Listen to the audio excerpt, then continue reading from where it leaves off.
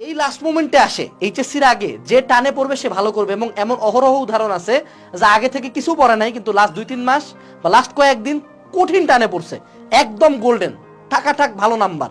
কিন্তু এমন অনেক উদাহরণ আছে লাস্টের দিকে আসে আরে হবে, আরে শর্ট সিলেবাস হবে। একটা ভয়ানক তথ্য দেই, শর্ট সিলেবাস কি তোমার একার জন্য বাবা? শর্ট সিলেবাস তো সবার জন্য। অর্থাৎ তুমি যদি ভালো স্টুডেন্ট হয়ে থাকো তোমার জন্য শর্ট সিলেবাস, তোমার যে ফ্রেন্ডটা খারাপ স্টুডেন্ট ও পড়তে পারতেছিল না বড় বড় চ্যাপ্টারগুলো, ওর জন্য তো শর্ট সিলেবাস। এবং যখন তোমাদের শর্ট সিলেবাস হয় ভর্তি পরীক্ষার সার্কুলারগুলো দেখো না, বুয়েট দেখো না কেমন টাইট দেয়। বুয়েট এবার মনে করো মানে 550 পর্যন্ত টানে না, 550ও মানুষজন আনসার্টেন যে বুয়েটের পরীক্ষাও দিতে পারে না। তো চিন্তা করছিস তো সার্কুলারের কি অবস্থা হবে। সবাই কিন্তু ভালো রেজাল্ট করবে তখন।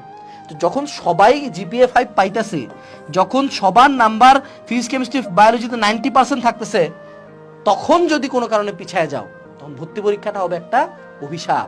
সেই মোমেন্টে আগে যা করছো সব ফেলাও, সোশ্যাল মিডিয়া বাদ, আনাস ভাই বয়কট বাদ, 14 ঘন্টার ক্লাস বাদ, একদম এক ধ্যান টানেল ভিশনে যে আমার এইচএসসিতে একটা ভালো রেজাল্ট লাগবে।